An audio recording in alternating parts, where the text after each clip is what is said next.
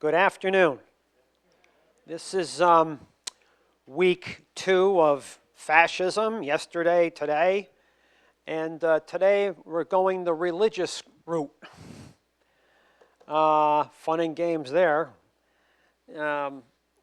Wahhabism, if you want to call it that, which is that strain of really conservative Islam, of the Sunni variety, out of the Saud-Wahhab state, which, if you remember in '79, when the Ayatollah Ruhollah Khomeini won the Iranian Revolution, which actually had the promise of a democratic democratic style of revolution in the beginning here, but what happened to it? It went down the tubes here. But the Shia fundamentalism in some people, well, this is the first fundamentalist state. Not really. Not really. The Saudi state, the Saud-Wahhab state, is really the first fundamentalist state here. First fundamentalist regime. And it comes years, and I mean years, before the Shia state.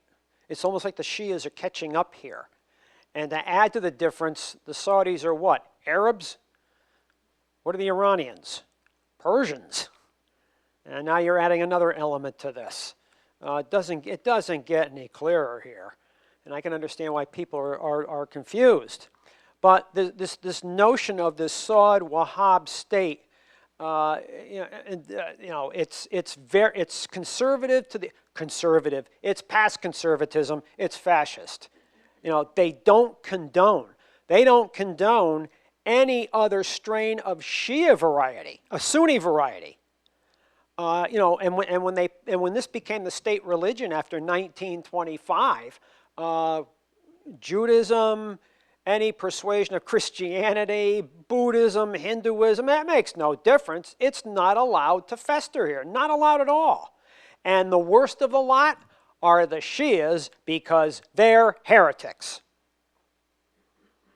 Doesn't that kind of go back to what happened with Catholics and Protestants a time ago, so to speak? Yeah, I mean, you go back to, and one historian was doing a comparison here, because of the three, let's say the three, Judaism, Christianity, and Islam, which is the youngest? Islam, right? Yeah, by many years.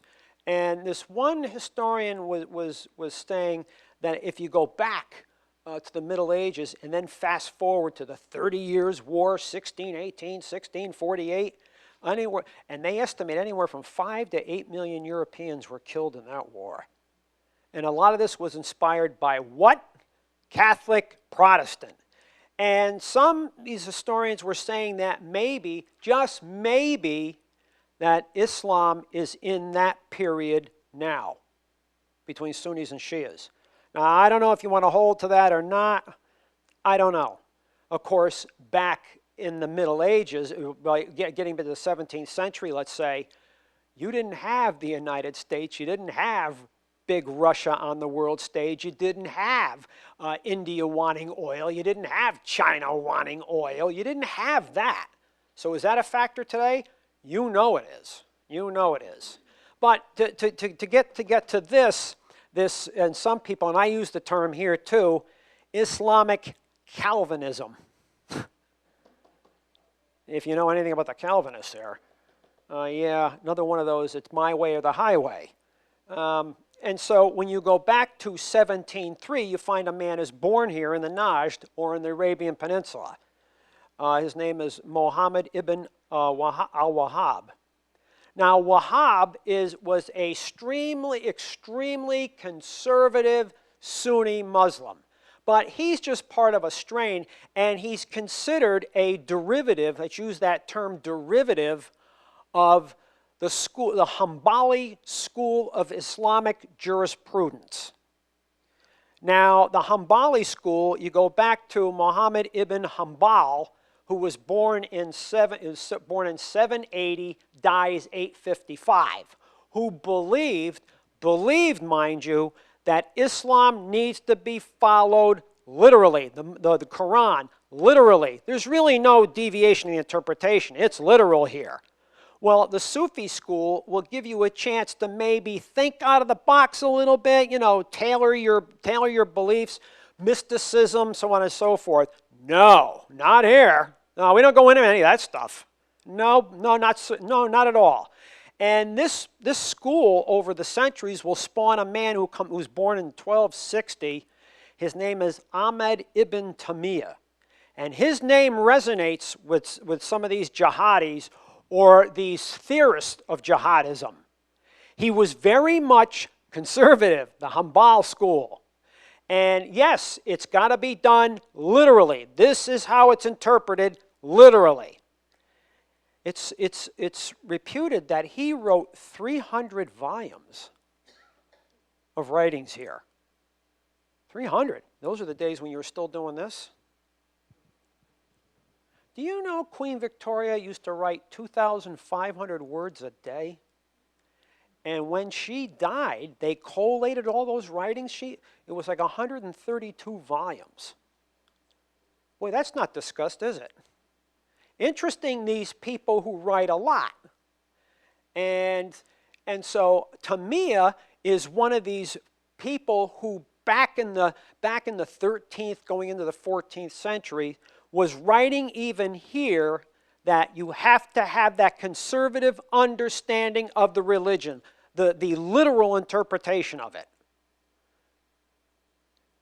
One of the reasons is, well, what's happening here after the death of Muhammad here? You know, when you had these caliphs coming along and then the split between the Sunnis and Shias. How many here remember when I gave that talk, the split between the Sunnis and Shias? Maybe that's worth doing again because I know many people here are confused with this. And that's understandable because were you born there? Do you live there? Are you Muslim? No, you're not. So I understand where people are confused with this because when you get down to it, if you don't understand that split, where are you going now and trying to understand what's going on there today? You're going to be hamstrung. You're going to be hampered here. And so he comes along, Taymiyyah, and yes, very conservative. Now, it's alleged by some historians that perhaps if Wahhab did not come along, the Hanbal school would have died out. But again, Wahhab is not much different than Taymiyyah was several centuries before. That the religion is not going the way Muhammad had wanted it to go. That the Ottoman Sultan, who was supposed to be the leader of the religion and the secular state, really does not perform that function. He might be considered by some to be the spiritual leader, but the Ottoman generals are running the empire, not him. Well, what happened to that no separation between church and state? You even saw that with the Abbasid Caliphate, going back to when those slave soldiers.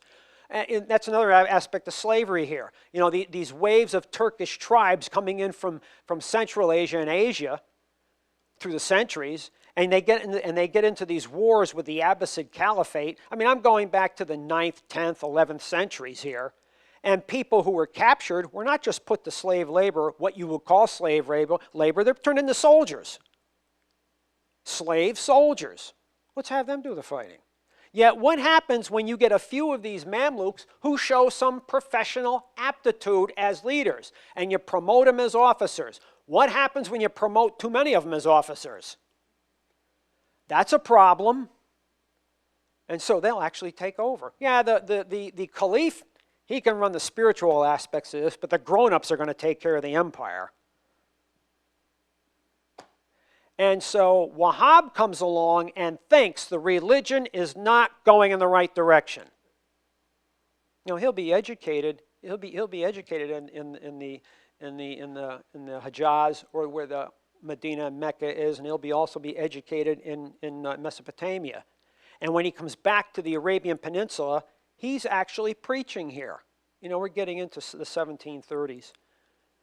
And he's preaching. And keep in mind, in Saudi Arabia, estimates again, anywhere from 15 to 18% of the people in Saudi Arabia are Shias.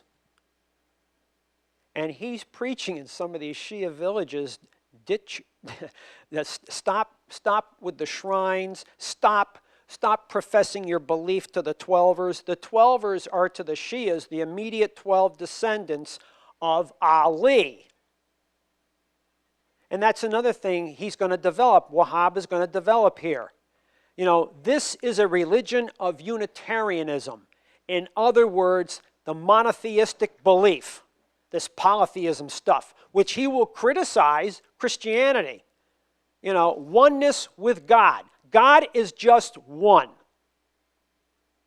There is no God the Father, God the Son, God the Holy Spirit. There is only God. End of discussion. And the Shias, well, they believe in the 12 descendants, and they have a hierarchy of clergy. Christmas, they sound like Christians, good Lord.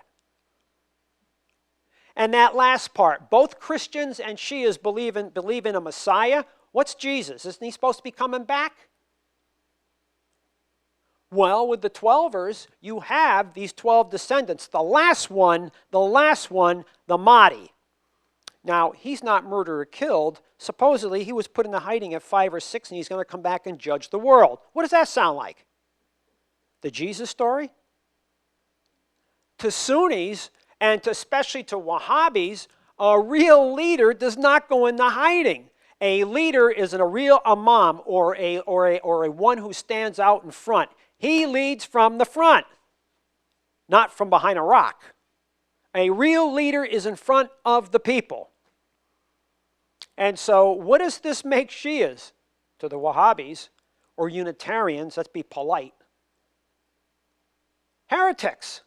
What was the Islamic State doing to some of the Shias in Mesopotamia and Syria? What were they doing to them? Slitting their throats, doing other forms of brutality. They're heretics. And so when he gets, when he meets up with Mr. Saud, the Saudi family had been in the Arabian Peninsula. It's estimated since 1500, and they took control of the date market. You gotta make money, I guess. And so now, by the 18th century, they want, with the Ottoman Empire declining here, now is the opportunity to organize a Saud state. Well, Mr. Wahhab convinces them, why don't we match what you want to do with a conservative outlook on the religion? And this is exactly what they're going to do. And they begin to take control of the Arabian Peninsula. Now, when they do it in the Najd, that province there, who cares? The Ottomans really aren't concerned. But when they begin to unite the whole province and then want to take over the Hejaz, no. And so the Turks will go to war with the Sauds, with the Saudis. And Mr. Wahhab will be dead before the 18th century is over with. But the idea itself will continue to spread, but the Turks will put this down, and at a place called Darien, the Turkish army crushes the Saud-Wahhab amalgamation at al-Darien after a 2-year siege. And what do you think they did to some of the leaders of this movement? Yeah, that's about what they did. However, the idea doesn't die. The idea doesn't die. Keep in mind, picture the world here at this point, the 19th century. You already had the Age of Reason, Age of Enlightenment. The American Revolution's over. The French Revolution's over. And Napoleon his empire has been taken apart by 1818. In fact, the Congress of Vienna, 1815. Yet, the ideas of the French Revolution had been brought really to the Middle East in 1798 with the French invasion of Egypt and the Levant. And so these ideas are being perpetuated here. And so this patchwork quilt of ideas is going to help further suborn the Ottomans. They're dying at this point anyway. And the British have been moving in from colonial India since 1763. Because they don't want the Russians here. In other words, the great game, which is what you're seeing now. You are seeing the great game being played here. That game hasn't died. That game has not died. The play is the same, but the cast of characters has changed a little bit. And I've mentioned this before, how many times can you redo My Fair Lady here? You know, that's really what you're seeing here. The same basic play, but you got different actors here. Or actors in a different guise. The Tsarist Russia, now it's Putin's Russia. So, oh.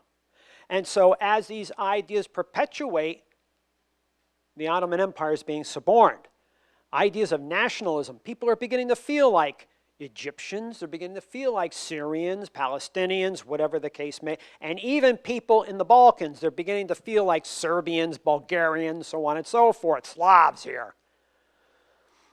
Because if you remember, the Ottoman Empire did go up into the Balkans.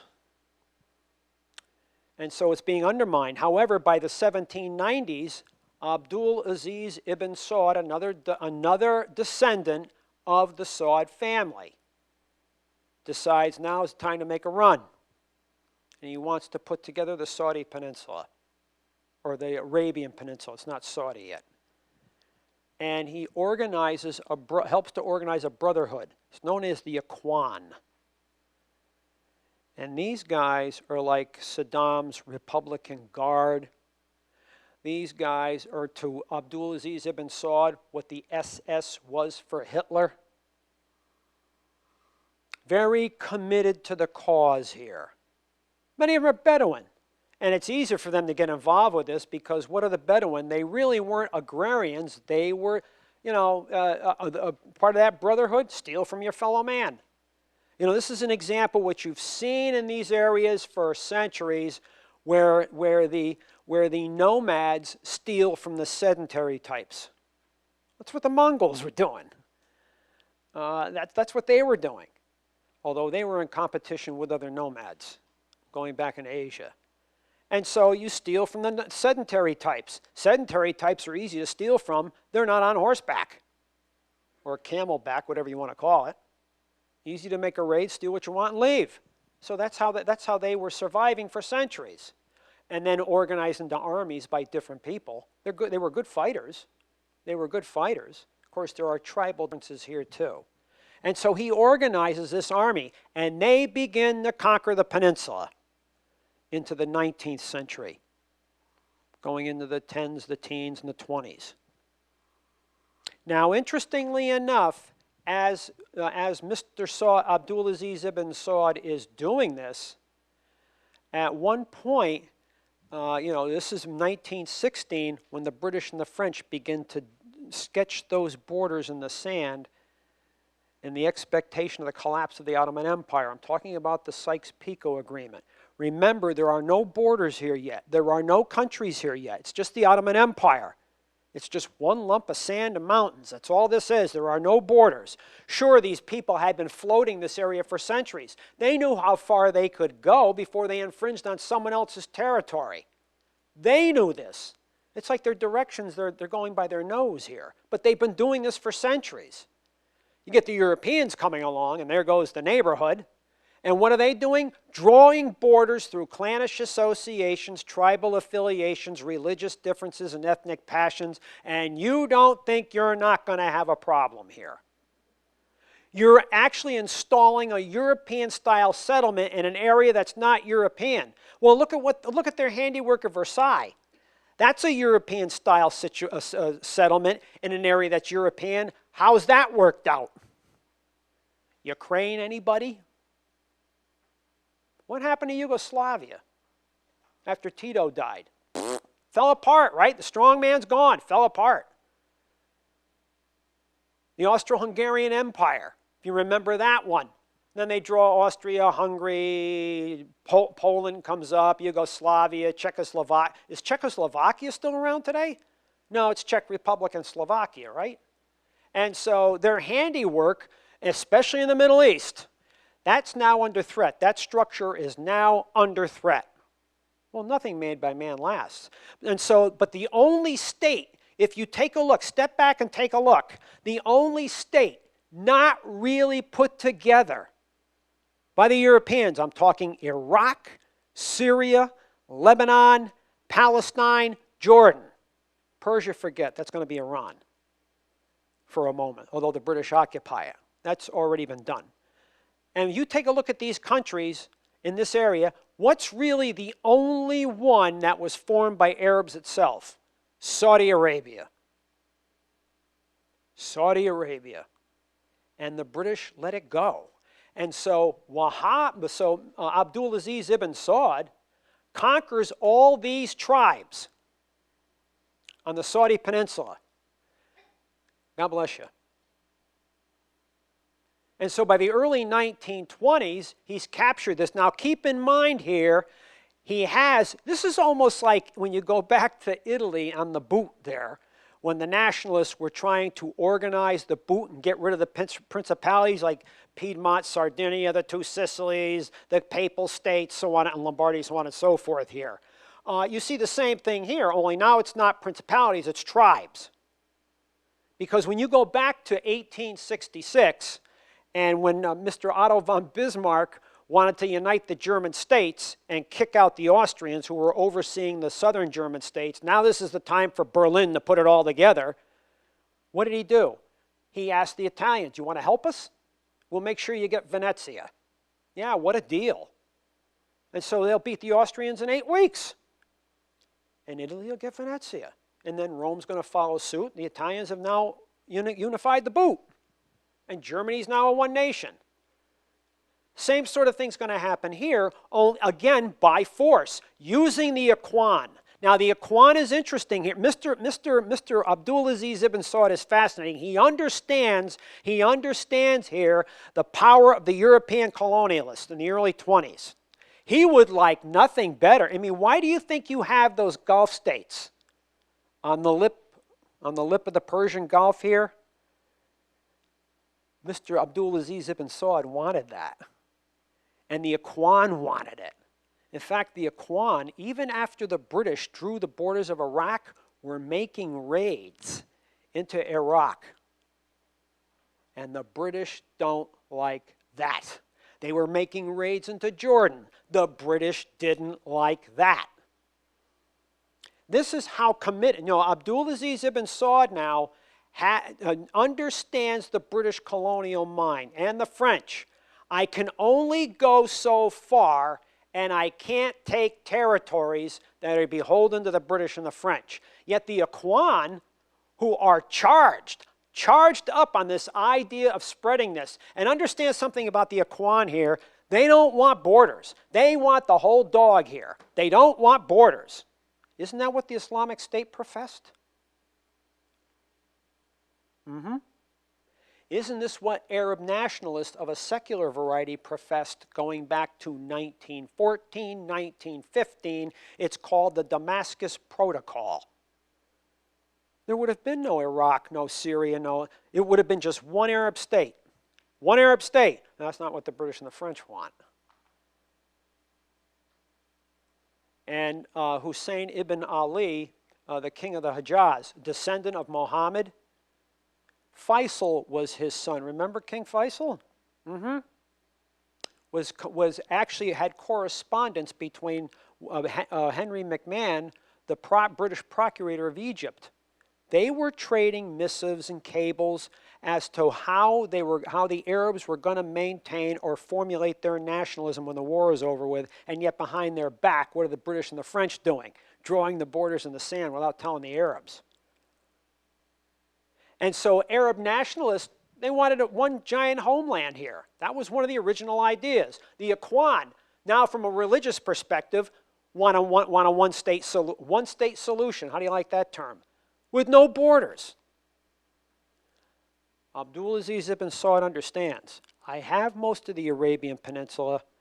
I'm not going to infringe on the British in Iraq, in Jordan, and infringe on the French in Syria. I can't do this because what's going to happen to him? He's come all this way. He doesn't want to, he already has a coast on the Red Sea. He would like nothing better than to have a coast on the Persian Gulf. Not going to happen, which is one of the reasons the British will help form the Gulf states, to keep them out. Well, if Mr. Abdulaziz ibn Saud, his shock army, has gotten him what he has, and yet they're now getting hard to control. What does that mean? You have an army like this that's been wedded to you all these years, have done your bidding, of course you share the spoils and stuff, that's not the issue here. But if they get hard to control, what are you obligated to save what you have, what are you obligated to do here? Purge them? And Abdulaziz ibn Saud is going to go to all the tribes, most of these tribes that he's taken control of. He'll form deeper relations with them, and then he's going to attack the Ikhwan. And guess what's going to happen to the Ikhwan? These Bedouin. It's a purge. He purges them. He purges them. Fascinating here. That army that helped them produce this state, he has to purge. Well, now where does that leave him? Interesting here, when you, again, go to this idea that this religion is fascist, he's now created this state. And I find this fascinating because when you read Mein Kampf, Hitler states, you know, Hegel stated the optimum endeavor here is the state. The people are subservient to the state. Hitler comes along, and Hitler writes in Mein Kampf, the ultimate endeavor is not the state, it's the preservation of the species.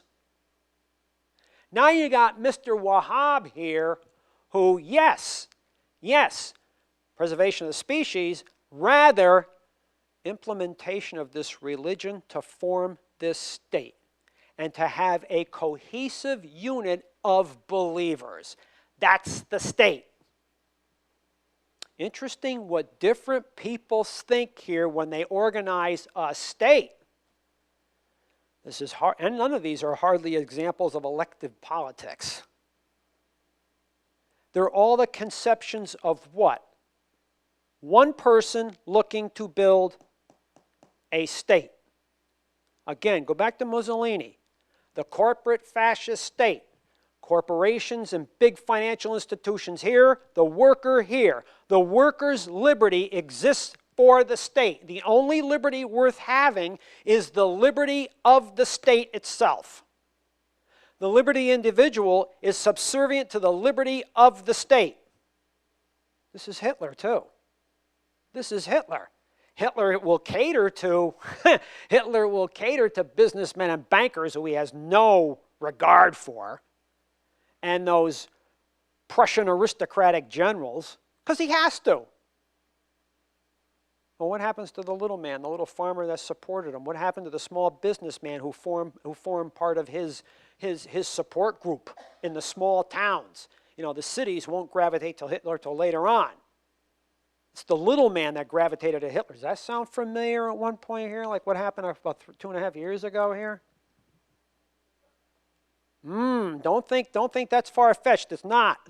It's not. Same thing happened to Fascist Italy. Same thing happened to fascist, and I'm going to get deeper into that next week. And so this notion here of this religion as a fascist variety, again here, there are no competing religious strains, not even of the Sunni variety. It's the Wahhab school only.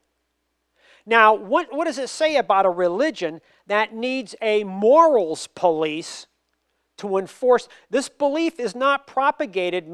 Well, okay, you have your madrasas. I'll give you that. But when you have to have a morals police to keep the people in line, that's fostering an allegiance of the so-called faithful by methods of coercion. You don't think Mussolini did that with the Fascisti Combattimento? How about Hitler with the SA, the stormtroopers, the Sturmabteilung, the beer hall brawlers in the streets? Not much different here. Not much different here at all.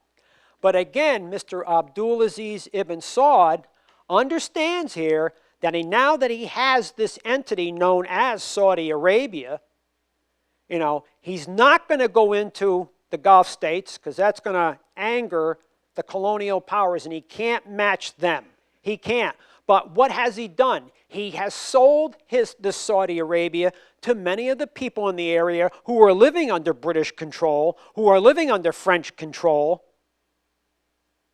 that this is the only Arab state that emerges really on its own following 1918, 1919. And you don't think that's not a selling point here? You don't think that's not a selling point?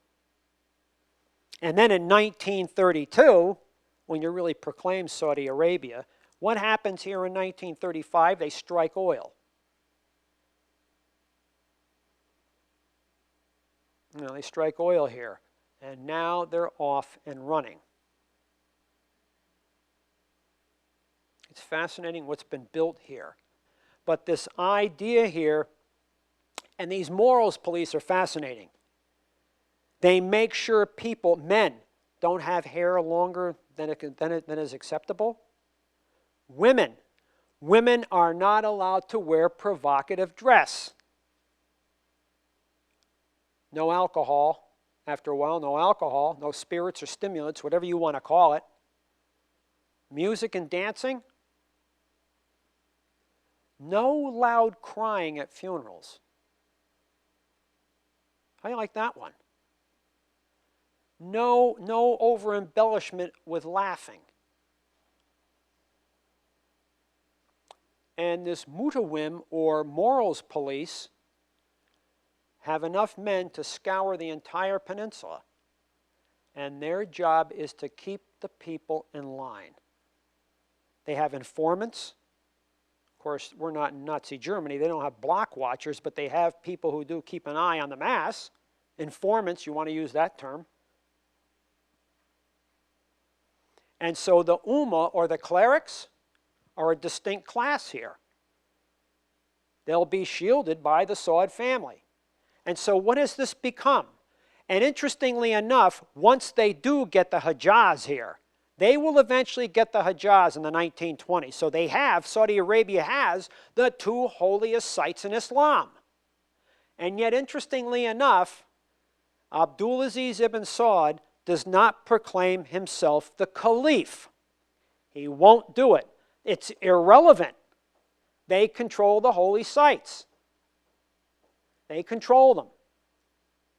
Fascinating here. Absolutely fascinating. They control the holy sites. So when people want to go to Medina and Mecca, they have to go to Saudi Arabia. Now, what's interesting about that, Hussein ibn Ali, prior to the Saudis gaining control, forbid Wahhabis from going here, especially the Ikhwan. Forbid them. Because aren't Muslims supposed to try to at least go there at one of those two sites once before they die? Well, how do you think that went over? You can't come here. Wow. Well, when that family's kicked out, now the Wahhabis can go there as many times as they want. Who needs to be called the caliph here? You know, the successor to Muhammad. We don't need that. We don't need that. Plus, if he did proclaim himself caliph, how do you think maybe Sunnis outside Saudi Arabia would feel? How do you think Shias would feel? Keep in mind, people who go to Medina and Mecca, aren't they spending money here? Let's look at it from a pocketbook perspective.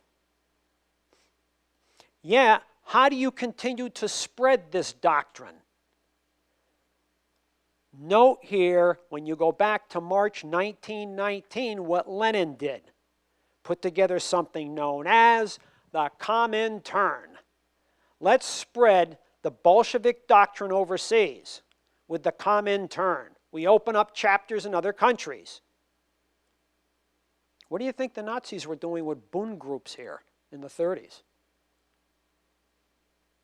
Well, what are these madrasas, religious schools? And keep in mind, this will really begin to take off after Valentine's Day 1945. My wife asked me, some of you heard this, but for those who never heard this before, my wife asked me one time, what's one of your most vivid recollections of Valentine's Day? Thinking I'm going to say something romantic here. And I told her when, I couldn't talk about the 1929 Clark Street garage in Chicago. That wouldn't go over good at all. Bugs Moran and Al Capone and Machine Gun Jack McGurn. I said when Abdulaziz ibn Saud went with Franklin D. Roosevelt aboard the heavy cruiser Quincy off Bitter Lakes, Egypt, and the two consummated the deal. U.S. military protection versus the kingdom versus preferential access to Saudi crude, and every president, be he Democrat and Republican, has catered to that agenda ever since. Boy, what a real romantic you are. But it's true. Mr. Roosevelt, and I think you've heard me say this before, when he met with Churchill and Stalin at Yalta, February 4/11, 1945, that's the last time they're going to meet. He's dying here anyway. And so 3 days later, he's on the heavy cruiser Quincy meeting with Abdulaziz ibn Saud, and the two forged the deal. Now, why did they forge the deal? Because oil is that resource that won the war.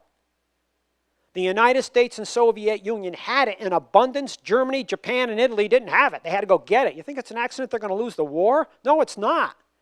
Yet, with the coming Cold War, what do you think Mr. Roosevelt sees? Oil is going to be a determining factor here because you just fought the world's largest industrialized war. And the two, number one, number two industrial powers win this war. So, from the U.S. perspective, who better to control not only our own oil, but attempt to control oil overseas? Who better to do that? Washington or Moscow? Washington.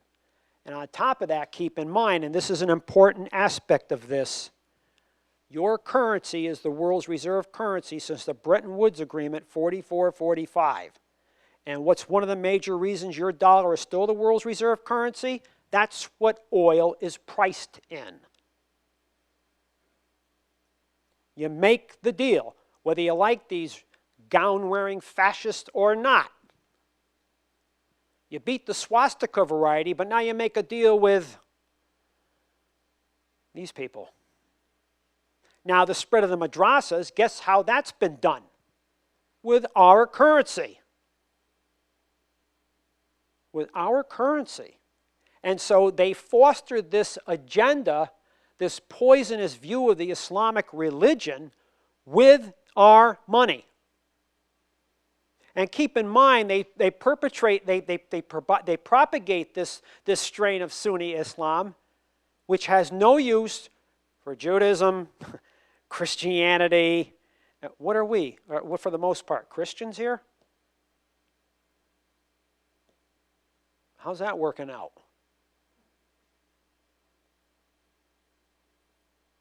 And what's happened with that agenda ever since? Keep in mind, they got a shot in the arm here when the Russians marched into Afghanistan. And many of these madrasas were built in Pakistan. And when you have 1.3 million Muslim dead in 9 years, you don't think that doesn't breed a lot of orphans? And where do you think some of these kids, 8, 10, 12, 14 years old, where do they wind up? I'm talking the boys, the girls forget. The boys. Somebody just said terrorists. And so how do you think they come out when they're 14, 16, 18, 20, 22? And so after supporting the Mujahideen, the soldiers of God, what it follows later on? Well, things like Al-Qaeda, things like Jabhat al-Nusra, Abu Sayyaf, Islamic State, anybody here? With your currency, that's the problem. That's the problem. And this notion here of this country, and keep in mind when Eleanor Roosevelt here was one of the co-authors of the Universal Declaration of Human Rights for the United Nations, and when it came before the membership to be accepted, 8 countries out of the dozens that were in the UN then, 8 countries weren't going to support this for good reasons. Russia, Soviet Union, and the East Bloc, and 2 other countries. South Africa, for reasons you'd probably understand, and Saudi Arabia.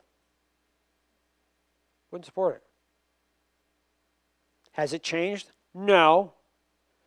I know some friends of mine say, well, you see, the Saudis are lightening up. Don't women have the right to drive? Yeah, if there's a man in the car. But what happened to the ladies that got that done? Where'd they wind up?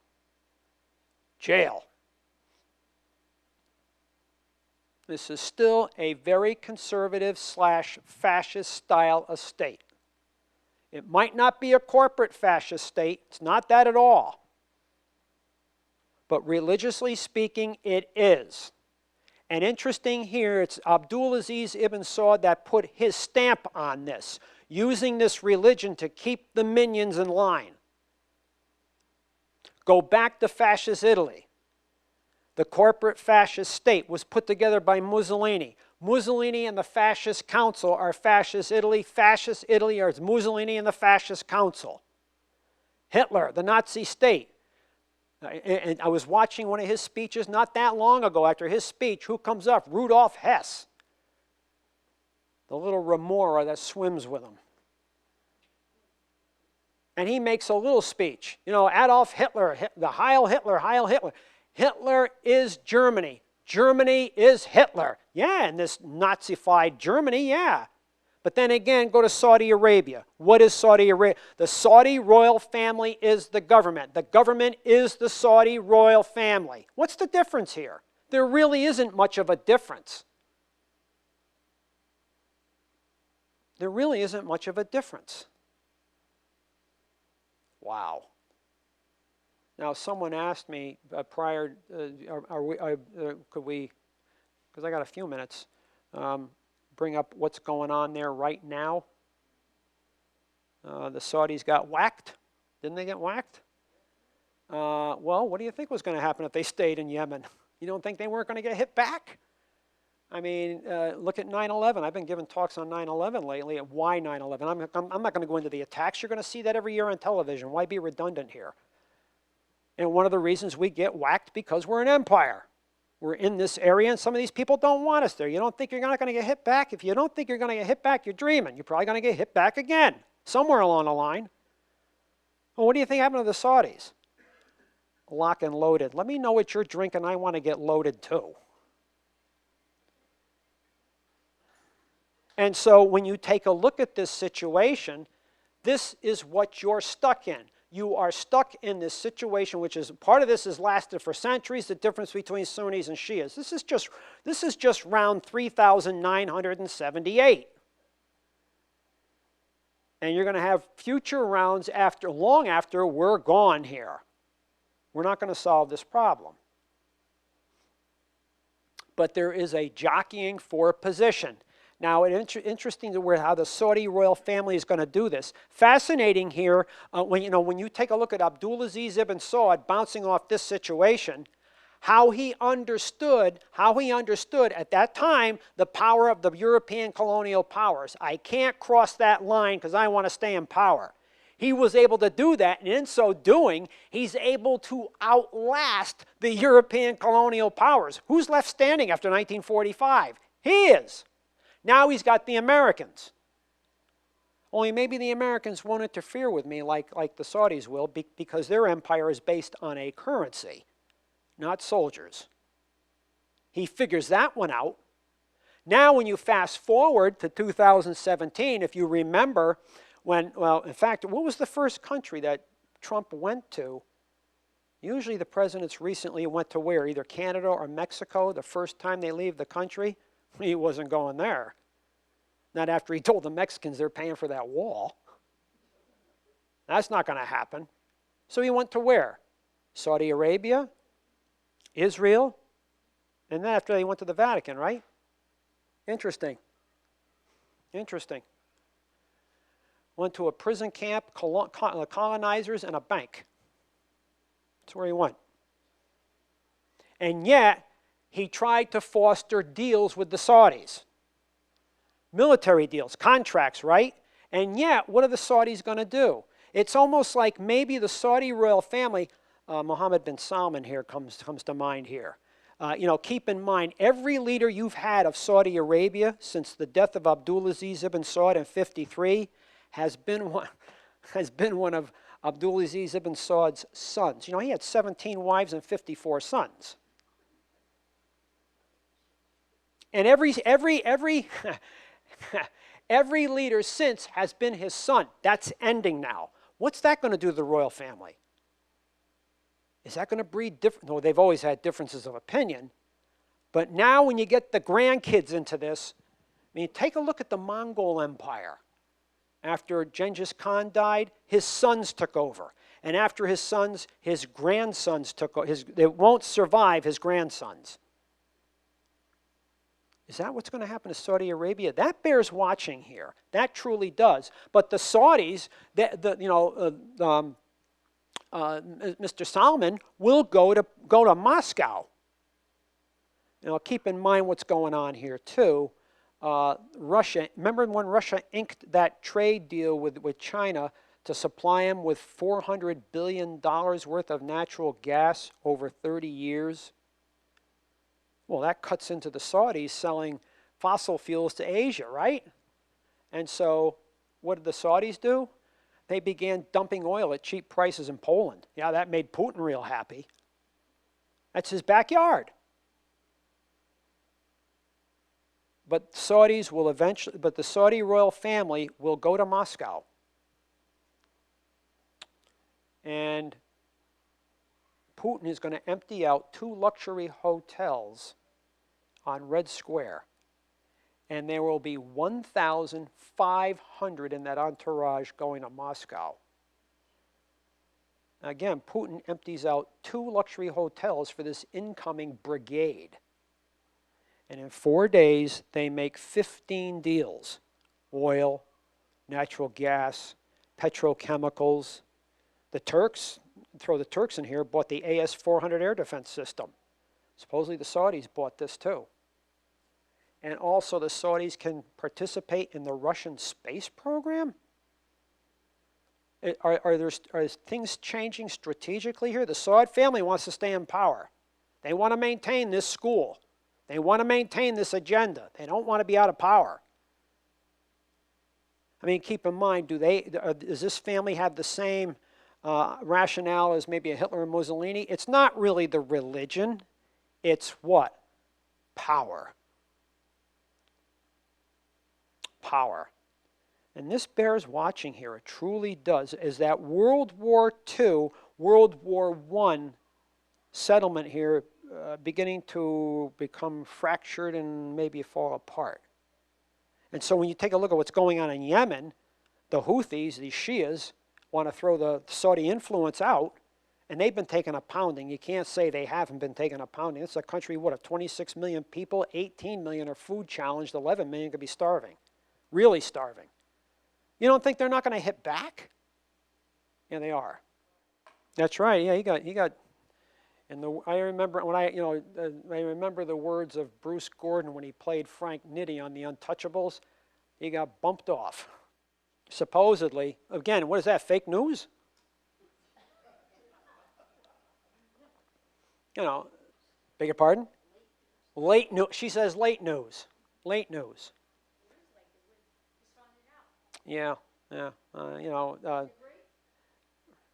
Perhaps. I mean, in that shadowy world, what's truth and what's not? That's the issue here in that shadowy world of instant communications today. Your news organs want to get it out now without fact checking. What happened to the days with people like Walter Cronkite and Richard C. Hodelet and people like this? You remember Richard C. Hodelet and those guys? Sure. It's not that way anymore. And now a lot of this is ratings, right? Who can get it out first with the flash and splash? No, it's cut through the chaff here. Right. Yeah. But the overall situation here is the Saudi royal family wants to stay in power. Of course, the other side of the coin here is when you've got, estimates 4,000 or 5,000 people in this family, you don't think there's not going to be 1 or 2 that want to do things their way as opposed to a fifth cousin twice removed sitting on the other side of the country. Blood is supposed to be thicker than water. Sometimes I wonder. Yes? the ramifications are that, you know, again, your money is still tied, is still the world's reserve currency. Now, how long that's going to be, you guess, but it's going to end one day. And of course, the other side of the coin here is look at the debt.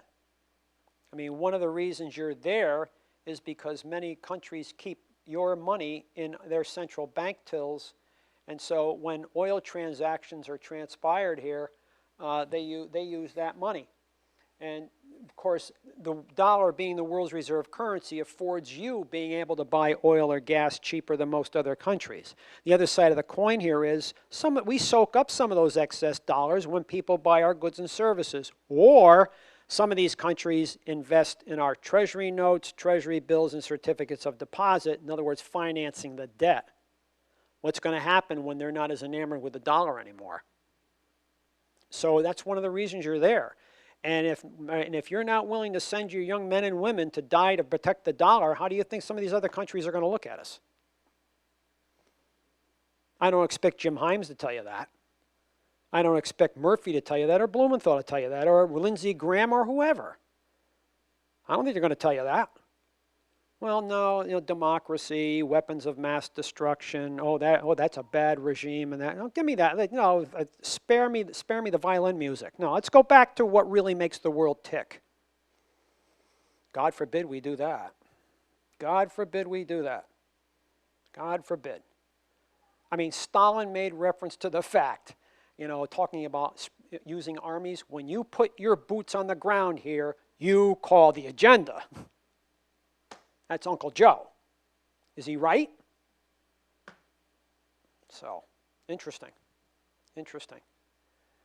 So, but then again, if you understand something here, and again, you're bouncing off what you're saying here, if you look at that Persian Gulf War back in '91, you know, Operation Desert Shield and Desert Storm, that war cost $61 billion. $61 billion.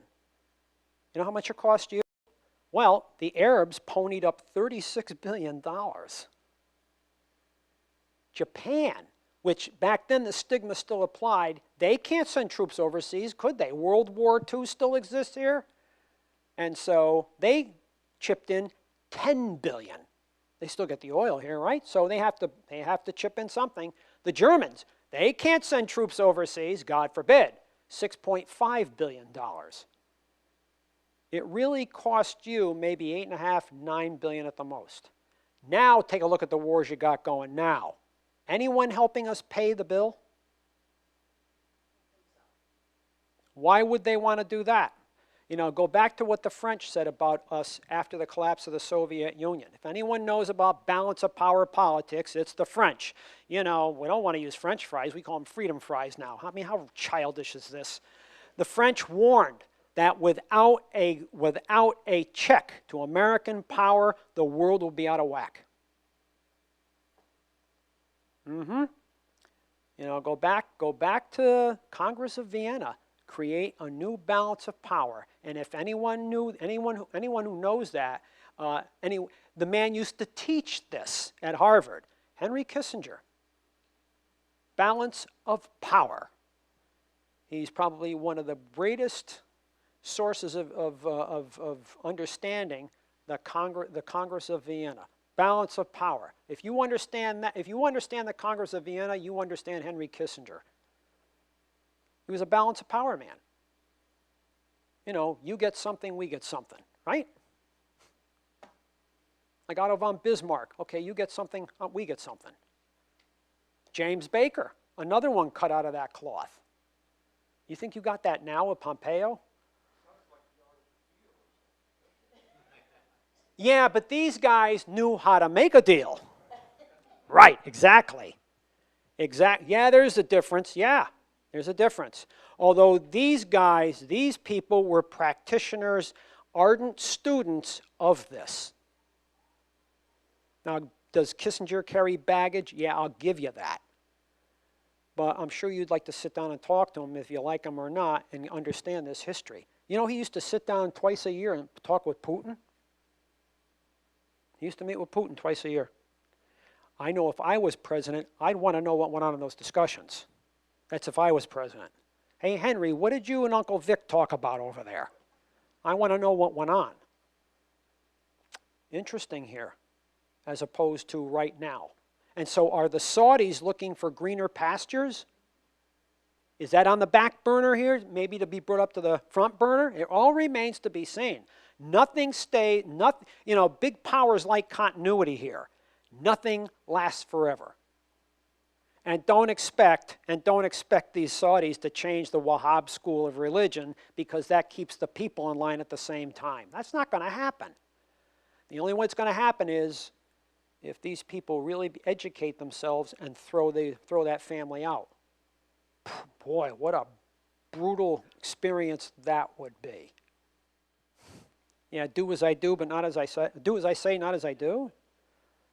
Yeah, I mean, when you're telling people, you can't drink, you can't dance, or they marginalize the same, or keep your hair short, or and then behind the scenes, what do you think they're doing? Somebody just said partying. Yeah. I mean, I knew, I've had a couple of airline stewardesses who were retired come here, and they said, yeah, they remember flying girls into Saudi Arabia for the Saudi royal family.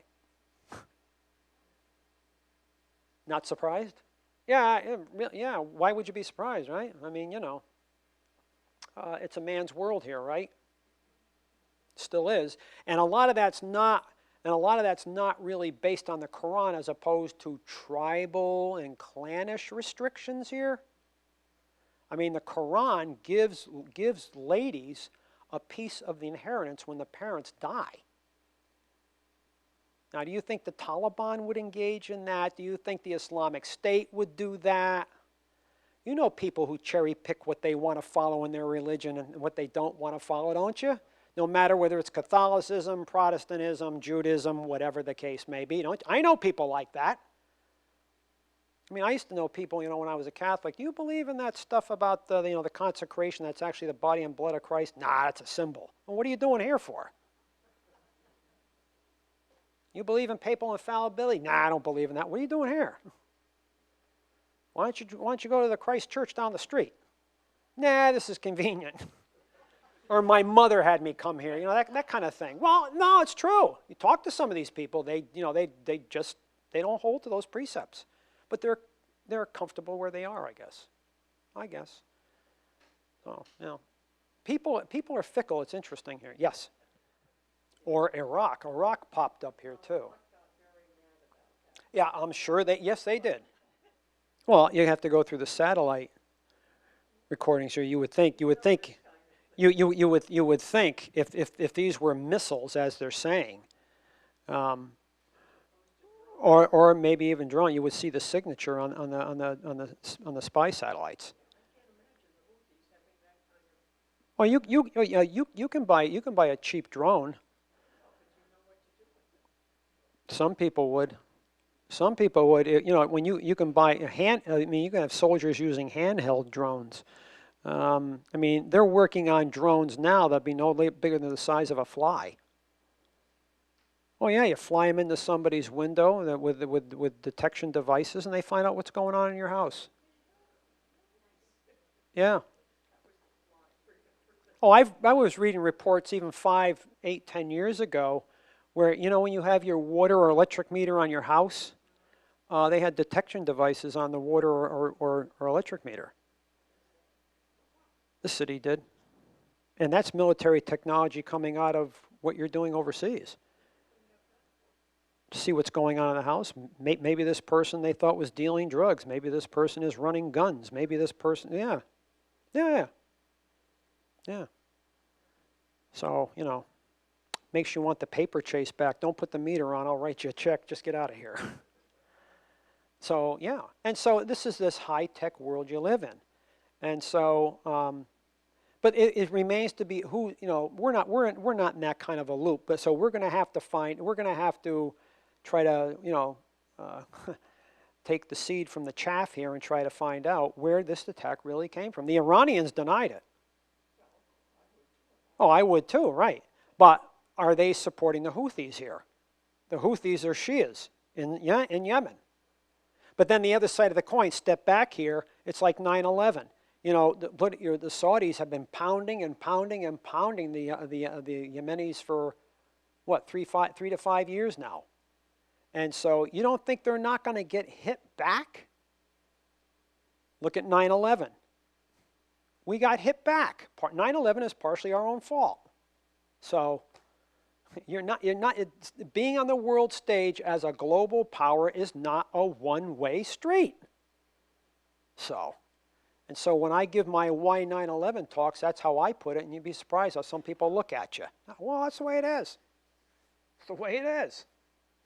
And that's another part of 9/11, getting back to the Saudis here. 15 of the 19 hijackers came from where? Right. And then when you look at, you talk to some of the guys who were in Iraq, and some of the women too, soldiers, by well into 2004, 2005, half the truck bombers, suicide bombers, were Saudis. They don't want us there. We want your money, but we don't want you here. So, interesting here that kind of world you're stuck in. There's a lot of gray. There's no left or right or night and day. There's no, there's none of it. It's very gray here, very blurred here. I mean, you make friends with this tribe over here, now you're on the outs with this tribe over here. You make friends with this tribe kind of looks at you askance, and then there's a tribe over there that doesn't like either the other two tribes. It's almost like you can't win. You can't win. And so, but as long as Senator Albert Beveridge said in 1898, and I go back to him a lot in these recent talks, that he said, from here on out, the wars between the big powers are going to be fought for resources. You think he's been wrong? No.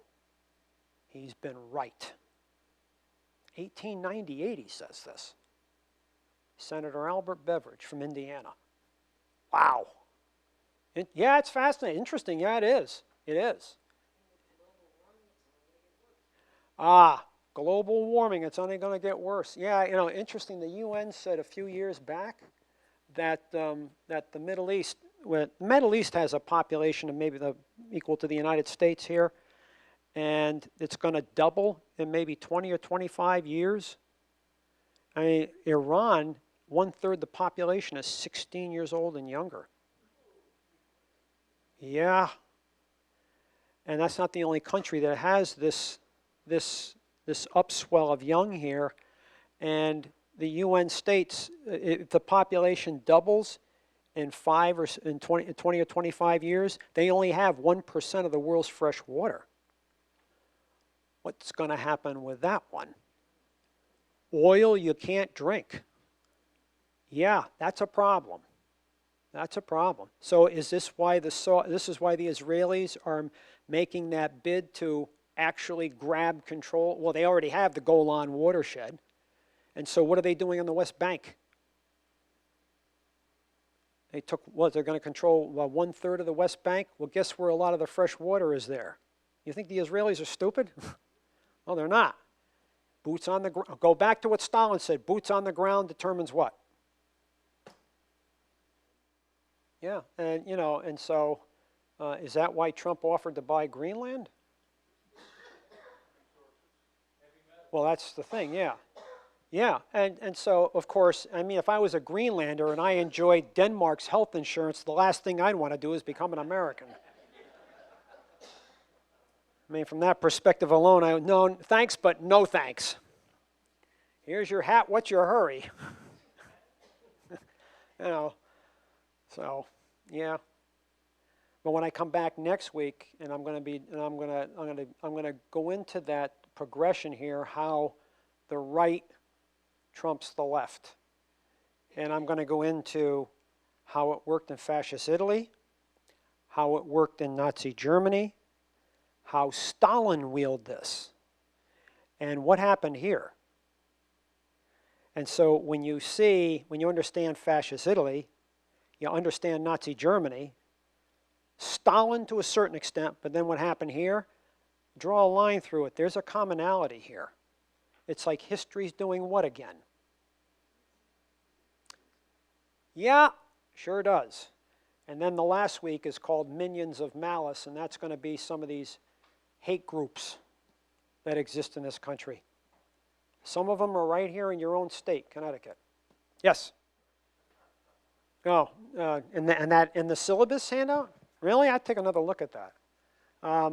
But you know, I mean, if you do some research on some of these groups, you'd be shocked. You'd be shocked at where some of these people want to take this country.